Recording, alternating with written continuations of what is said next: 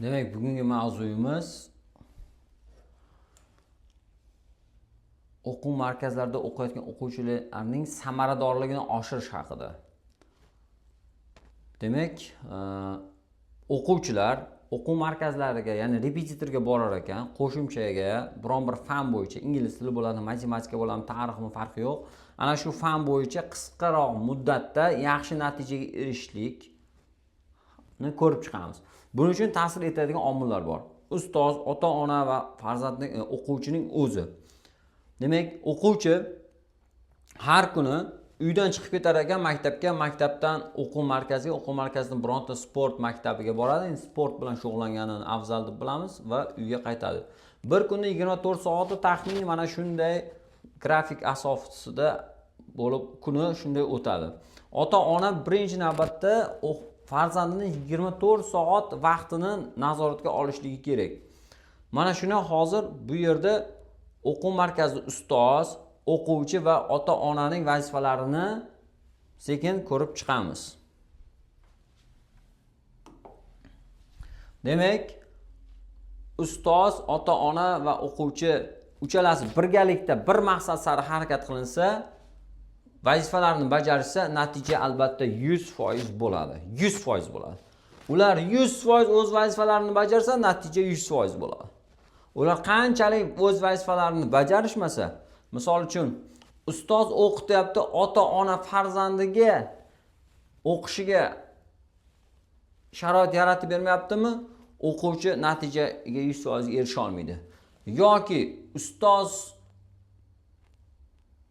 o'qityapti, ota-ona farzandiga o'qigin deb motivatsiya yordam berib, lekin o'quvchi o'qimasa ham natija 100% bo'lmaydi. Yo aksincha, uchalasidan birining sustkashligi natijasida natijani 100% biz samaradorlikka erisha olamiz. Shuning uchun uchalasining vazifasi bor. Endi ustozlar asosan oliy ma'lumotli va ular albatta natija qilishga harakat qiladi. Kamdan kam ustozlargina natijaga emas, kuni o'tsa bo'ldi yuradi. Lekin o'quv markazidagi ustozlar albatta natija qilishga harakat qiladi. Endi shuni gumon qilamiz, albatta harakat qilishadi natijaga. Endi ota-ona bilan bugungi mavzuyimiz ota-ona va o'quvchilar o'rtasidagi ularning vazifalarini birma-bir ko'rib chiqamiz. Endi ota-onaning vazifasi. Ota-onalar birinchi navbatda farzandini o'quv markaziga berdim, undan keyingi narsa 24 soat vaqtini nazorat qilish kerak. Misol uchun 8 soat yo 10 soat uyquga ketdimi, 24 soatda 10 ni ayirtash, 14 soat vaqti. 14 soat vaqtini qaysinchadir qismini maktabga, qanchadir qismini o'quv markaziga, o'quv markazidan sport to'garagiga boradi yoki o'quv markazidan uyga qaytib kelgandan keyingi vaqtini ham to'liq nazorat ostida olish kerak. Yozib berish kerak bo'lsa, o'quvchilarning qo'lida yozib bo'lsin, kundalikki. Dushanba kuni nechaga qaytdi, seshanba kuni nechigacha, chorshanba, juma, shanba kuni 1 soat ham vaqtini bekor ishlatmasa, u o'quvchi albatta kelajakda muvaffaqiyatga erishadi. Negaki, umrini bekorga sarflamayotgan bo'ladi. Keyin ota-ona farzandini rahbarlantirib turishi, motivatsiya berib turishi kerak. Ya'ni rag'bat qanday bo'ladi?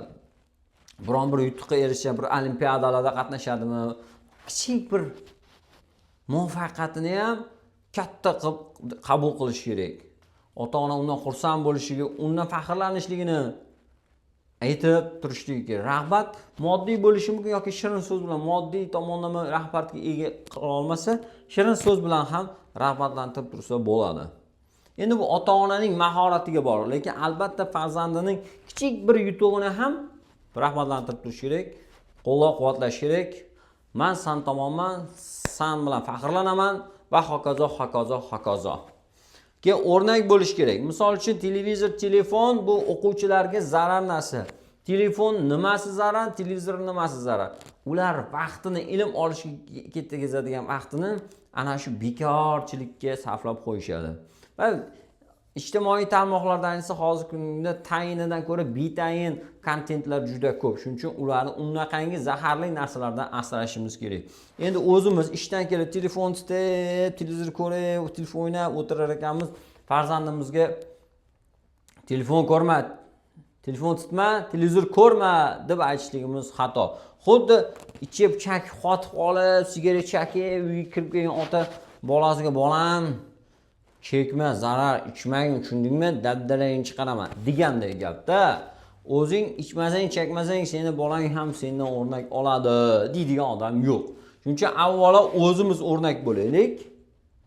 Yahudiylarda bitta narsa bor ekan, ishdan charchab kelganda yahudiylar bilasizlar nima qilar ekan? Kitob o'qigisi kelmasa, kitobga qarab o'tirar ekan o'qigisi kelmasa.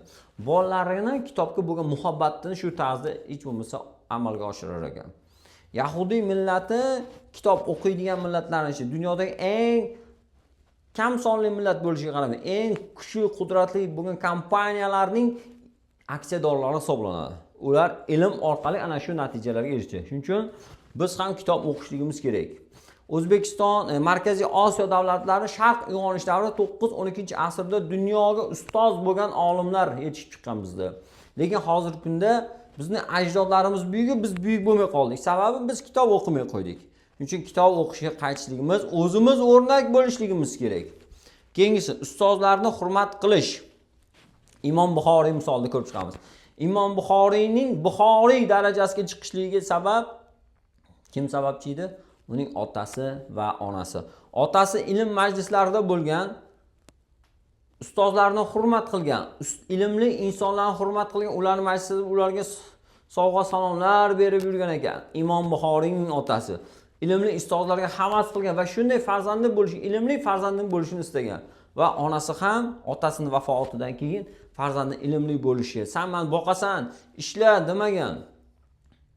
Makka shahriga borib, farzandini olib borib, ana shu yerda tashlab kelgan va arab dunyosini piyoda kezib, Imom Buxoriy ilm izlagan, hadis ilmini izlagan, izlab ilm yiqqan va kitob yozdi. Ana shu kitob hozirgi kunda ham insoniyat qo'li bilan yozilgan eng buyuk kitob hisoblanadi.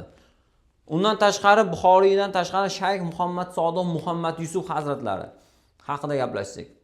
Hozirgi kunda ko'p ota-onalar farzandlariga Muhammad Sodiq, Muhammad Yusuf va Muhammad ismlarini qo'yish juda ham urf bo'lib ketdi so'nggi 5-6 yil ichida. Lekin so'nggi 10 yillikda desam bo'ladi. Lekin ismni qo'yapmiz-ku, tarbiyasi bilan, ta'limi bilan shug'ullanmayapmiz. Ismini qo'yapmiz, ana shunday buyuk insonlar kabi bo'lsin deymiz-ku, lekin tarbiyasi bilan shug'ullanmayapmiz. Ta'limiga pul tikkimiz kelmaydi. Choyxonaga borib 300-400 ming xarajat qilib yeb ichish, tog'u toshga yoki chet ellarga chiqishga pul topamiz yoki iPhone 16 ni 17 ga almashtiramiz. Eski mashinaning yilini yangilaydi, almashtiramiz. Qancha 2 lamchi, 3 lamchi ehtiyojlarimiz uchun pul sarflaymiz. Lekin farzandimizni ilmiga kelganda 400-500 ming so'm pulni ayaymiz. Farzandimizni ilmiga kelganda pul sarflamaymiz. Maktabdagi ustozlar o'qitsin deb to'ngab qo'yganmiz o'qituvchilarga. Imom Buxoriy va Shayx Muhammad Sodiq Muhammad Yusuflarni kadr ortida, sahna ortida turgan insonlar, ularning ota-onasi ularga sarmoya tikkan, ularga vaqt ajratgan. Shuning uchun ular shunday buyuk inson bo'ldi. Ular farzandlarni biz bir ko'chat deb oladigan bo'lsak, ana shu ko'chatga ham suv kerak, ham havo kerak, ham toza tuproq kerak, ham mehr kerak, ham goh-gohida shoxlarini kesib turish kerak. Shundagina u bir kun o'sib meva beradi. Farzandingiz ham xuddi shunday. Shuning uchun ustozlarni hurmat qilish, farzandga investitsiya qilish kerak. Imom Buxoriy va Shayx Muhammad Sodiq Muhammad Yusuf misolida ko'rib chiqdik. O'ylaymanki, bu gaplardan albatta to'g'ri xulosa qilasiz. Ismini qo'yib qo'ygan bilan u buyuk bo'lib qolmaydi. Uning orqasida mehnat turadi. Keyingisi yemoq, ichmoq. Farzandlarimizni yemoq, ichmog'iga e'tiborli bo'lishimiz kerak. Sababiki, hozirgi kunda ximiyaviy oziq-ovqat mahsulotlari ko'payib ketdi. Iloji boricha sof, toza, tabiiy mahsulotlar yedirishga e'tibor qaratishimiz kerak. Maktab o'quvchilarining ko'pi yemoq, ichmoqda ko'p zararli narsa bo'lyapti. Shuning uchun ko'p o'quvchilar maktablarda kasal o'quvchilarning ko'payib ketyapti. Har 10 tadan bitta 2 tasi kasal. Ishonmasangiz istagan maktabingizga borib ko'ring, bolani sog'lig'ini tekshirtiring.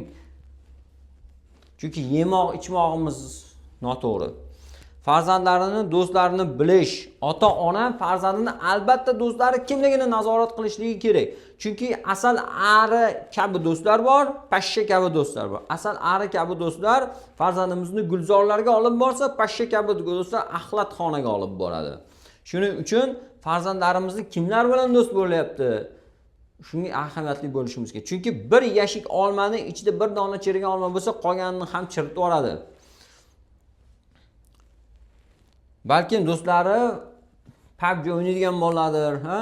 Yoki tungi klublarga boradigan bolalar. Albatta sizni farzandingizni ham buzadi. Shuning uchun do'stlari kimligiga ahamiyat berish kerak. Shuning uchun aytadi-ku, xalqda bir maqol gap bor.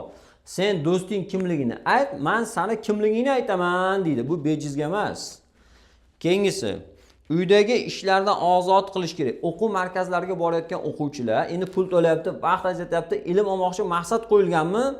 Uydagi ishlar bilan ko'p band bo'lishlik kerak emas. Mayli qarashsin ota-onaning, albatta qarash kerak, lekin o'quv markazidagi vazifalarni hamda maktabdagi vazifalarni qilib bo'lgandan keyin marhamat. Lekin bizga shunday o'quvchilar keladi, ustoz dars qildingmi? Yo'q. Nega? Onam tikuvchi, tugmalarni qadashib yubordim. Nima qilding? Bugun o't tushirdik, katta partiya somon keldi. Somon 1 yil somon tashidik. Chiqib turli xil bahonalar, qisqasi farzandini ham repetitorga beradi, ham uyda eshakdek kuni bo'yi ishlatadi maktabdan keyin. Yo'q, iltimos, repetitorga berdingizmi? Kamroq ishlating. Ishlatmang demoqchi emasman. Ishlating. Lekin uyga vazifa qilib olsin keyin. Keyingisi, ustozlardan maslahat, ustozlarga aqlli qilish kerak emas. Ustozlardan maslahat so'rash kerak, ustozlar bilan kelishgan holatda farzand tarbiyasini, ta'lim sohasini va tarbiya sohasini olib borishimiz kerak. Nega? Negaki ustozlardan maslahat so'rashlik kerak deganim, ustoz, mana misol uchun matematika fani ustozimi, tarix fani ustozimi, farqi yo'q qaysi fan ustoz. U biladi qaysi bolaga qanday o'tish, qancha mavzuga vazifa berish, bo'ldi, tamom. Bizda shunaqa voqea bo'lib o'tdi. O'tgan qishda bir o'quvchini onasi 4-sinf o'quvchimiz bordi, kelyapti, ustoz bizga ma'lumot, bu mavzuni o'rgatar ekansiz, onam aytdi deydi. Nega? Kim onang dedim. Bilaman onani, so'rayapman. Onam tikuvchi. Onang tikuvchi bo'lsa, bu matematikani tushunmaydi-ku. Biz bilamiz-ku, sen onang prezident maktabiga kirishini istaydi, to'g'rimi? Ixtisoslashtirilgan bironta maktabga kirishini istaydi. Senga o'shanga doir kitoblardan misollar ishlatyapmiz, tayyorgarlik kitoblaridan. Shuni ishla o'rgansa, yo'q, onam aytdi, palondan o'rgatar ekansiz. Onang kim? O'qituvchi, tikuvchi. Endi o'zingiz o'ylang, mantiqan fikrlang. Tikuvchi bo'lib turib, matematika fanidan qaysi fandan dars o'tishlik bizga aqllilik qilayotgan ayol juda aqlli bo'lsa, nimaga o'zi dars o'tmayapti? O'tirsin bo'lmasa o'zi, nimaga jo'natamiz bizga? Keyin qo'p dedikda, mayli dars biz o'zimiz bilganimiz o'rgatayotgandik, onasi telefon qildi, ko'tarmagandik, bolasini shu bilan keltirmay qo'ya qoldi. Endi o'zi o'ylang. Chumchuq so'ysa ham qassob so'ysin degan gap bor. U gap qayerda qoldi bo'lmasa? U onasi tikuvchi ayol aqlli ekan, bolasini o'qitursin, nimaga bizga jo'natadi bo'lmasa? Shuning uchun ustozga jo'natayotganlarda iltimos, ustozga bering, bo'ldi. Ustoz aytgan qiling, ustoz bilan maslahat qiling. Unga aqllilik qilish kerak emas. Keyin natijani eshitamiz. Natija nima bo'ldi? Ikkita bola bor edi. Biz 4-sinf bola, ikkalasini ham ixtisoslashtirilgan maktabga tayyorlanayotganda, ana shu bolamiz kira olmadi. Ota-onasi shunday topshirib qo'ygan bolamiz yozda kirib ketdi, onasi kelib rahmat aytib ketdi bizga. Demak, ona o'z farzandi bizga aqllilik qilib, o'z farzandining kelajagiga qisqa muddatga nuqta qo'ydi. Narginisi onasi aralashgani yo'q, u kirib ketdi. Shuning uchun iltimos qilaman, chumchuq so'ysa ham qassob so'ysin. Biz ustoz o'laroq biron bir kasb egasiga borib aqllilik qilmayapmizmi? Shuning uchun bizga ham ustoz sifatida hurmat qilib, bizni ham fikrlarimizni inobatga olishligini istar edim. Men barcha ustozlar nomidan aytayapman. Bitta o'zim misolimda barcha ustozlar nomidan. Ustozni ishiga aralashmang. Ustoz biladi kim qanday qilib, kimga qanday muomala qilishni. Bitta sinfda 20 ta bola o'tirgan bo'lsa, 30 ta yoki 40 ta bola o'tirgan bo'lsa, qanday muomala qilishni biladi.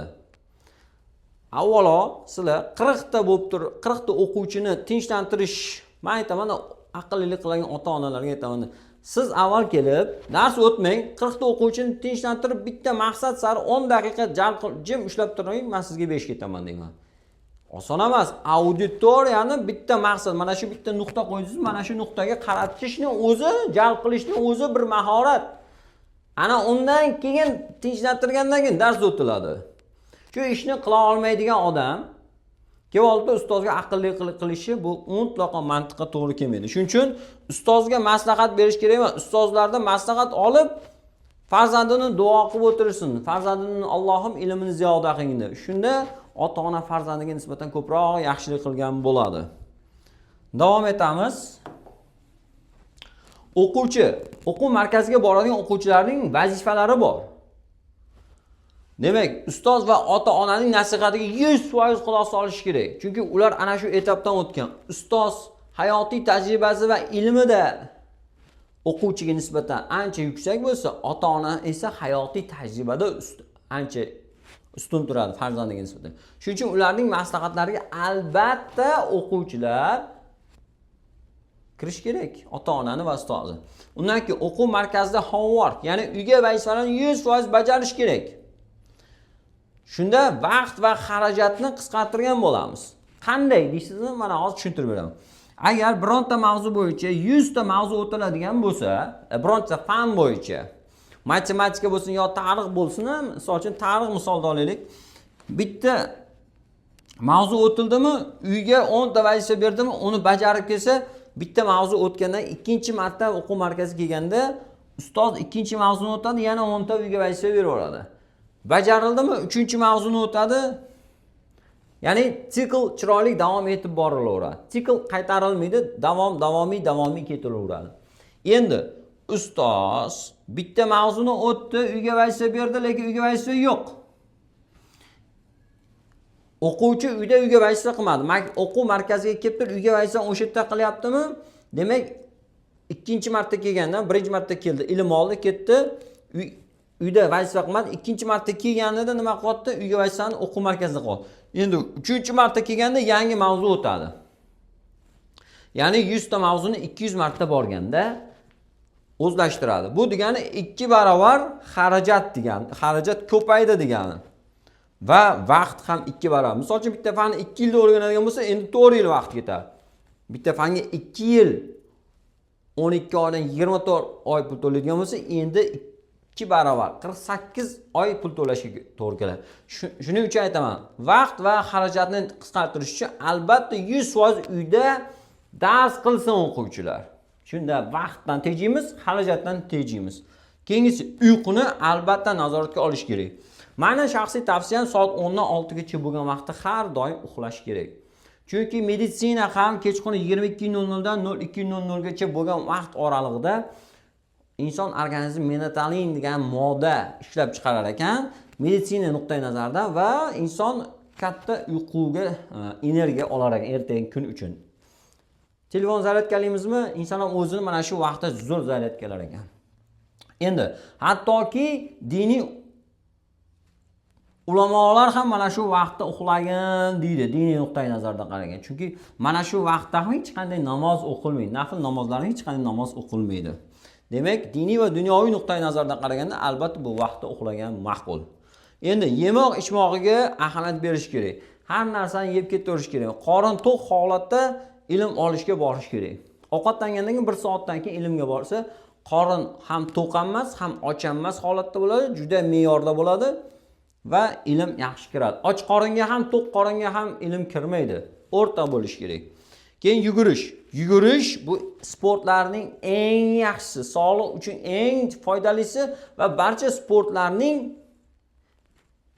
ilki boshlanishi albatta yugurish bo'ladi. Shaxsan o'zim ham goh-gohida chiqib yugurib turaman. Ayniqsa o'quv, talabalik davrlarimda juda ham ko'p yugurib turardim. Yugurish sport nimasi yaxshi? Bu sportda yugurish turadi. Qon aylanishini yaxshilaydi. Juda ham yaxshilaydi. Energiya tishini qiladi. Odamni energiya. Flash ichib energiya olasiz-ku, ayrim olibdilar. Zararli narsalarni ichib. U foyda zarar u, kimyo u. O'zini o'zi o'ldiryapti. Ular o'ziga o'zi dushmanlar.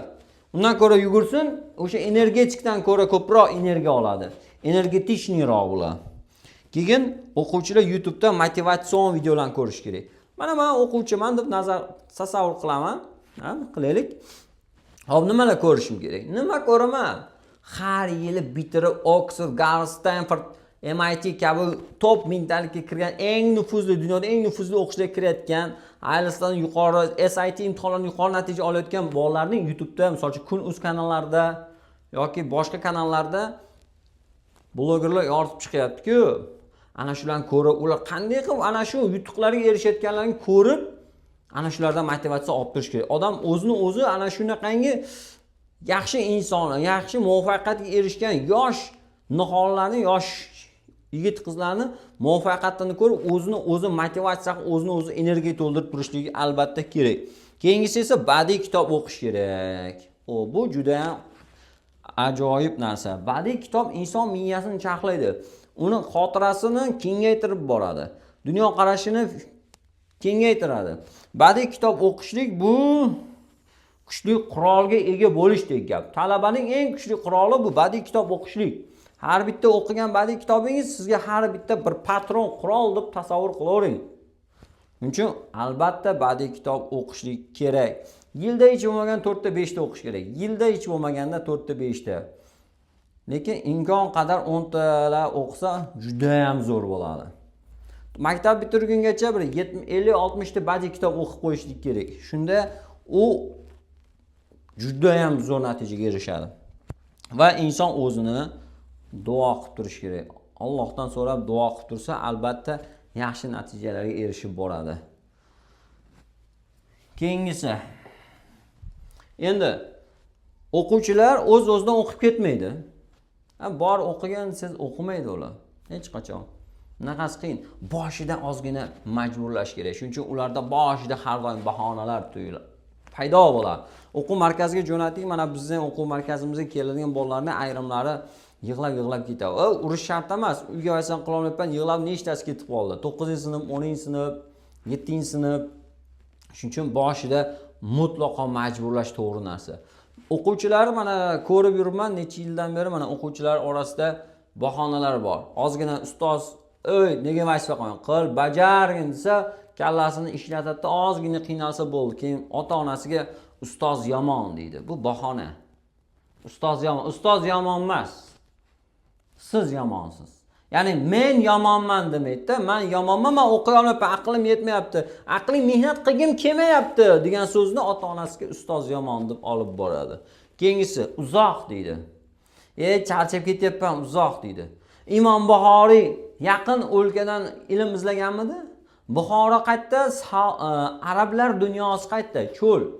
Cho'lga borib, issiqligiga qaramasdan Imom Buxoriy cho'li biyobonlarni kezib, sahrolarni kezib ilm izladi-ku.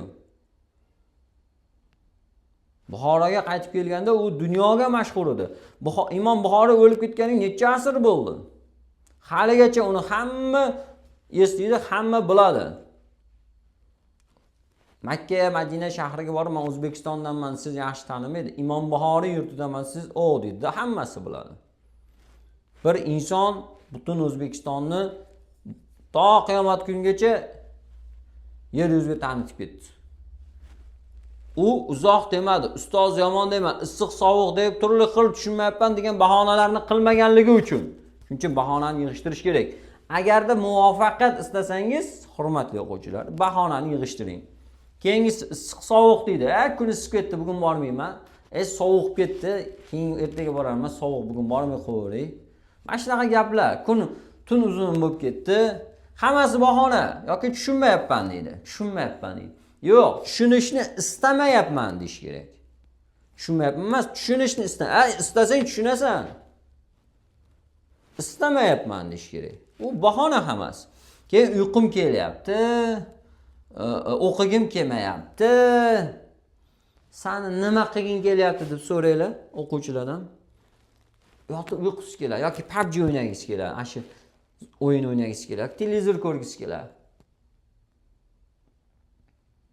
Ular nimalarni xohlamaydi? Ularni ko'ngliga qo'yib bersangiz.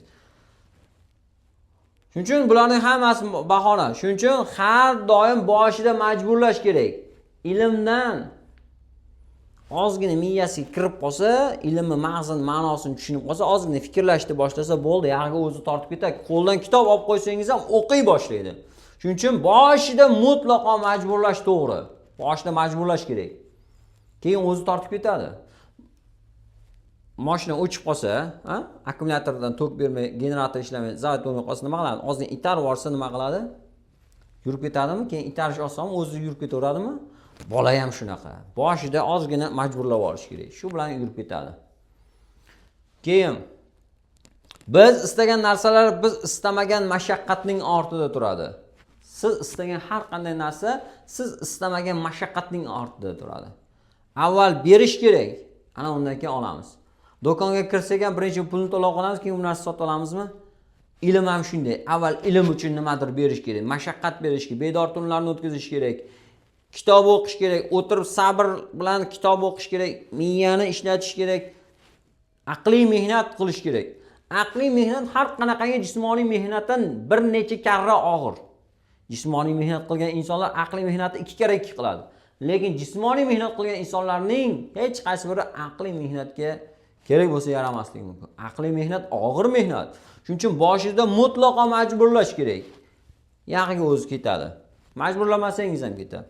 Demak, mana o'quvchi bo'ladigan bo'lsa, u juda ham qiynaladi. Biz birontani maqsadga qo'yar ekanmiz, kim bo'lishimizdan qat'iy o'quvchimi yoki ota-ona sifatida bironta maqsadni qo'yar ekanmiz, maqsadga erishish uchun kerak bo'lsa 10 marta yiqilib, 11 marta tura olishligimiz kerak. Necha marta yiqilishimiz muhim emas, o'shandan 1 marta ko'proq tura olishimiz kerak. 100 marta yiqilding, 101-da tura olsak, biz albatta maqsadimizga yetamiz, erishamiz. Shuning uchun farzandlarimizni boshida majburlab ilmga biriktirib qo'yishimiz kerak. Ilm farzandlarimiz uchun eng katta kuch, eng katta bizdan qoladigan merosdir. Ilm ahli hech qachon xor bo'lmaydi. Ilmli farzandning ota-onasi hech qachon xor bo'lmaydi, o'zi ham, farzandi ham. Ilm mevasi kech berar, lekin ikki dunyoga yetadi uning mevasi. Ikki dunyoda farzand ham, ota-ona ham, farzandning farzandlari ham bahramand bo'ladigan darajadagi buyuk narsa. Ilmning mevasi juda totli bo'ladi. Shuning uchun farzandlarimizni ilm olishga boshida albatta majburlashimiz kerak. Hurmatli ota-onalar, sizlarga ota-onalar va o'quvchilar, sizlarga aytmoqchi bo'lgan gaplarim shulardan iborat edi. Yana qanaqangi savollar bo'lsa, imkon qadar yig'ib bitta qilib javob berishga harakat qilaman. E'tiboringiz uchun rahmat.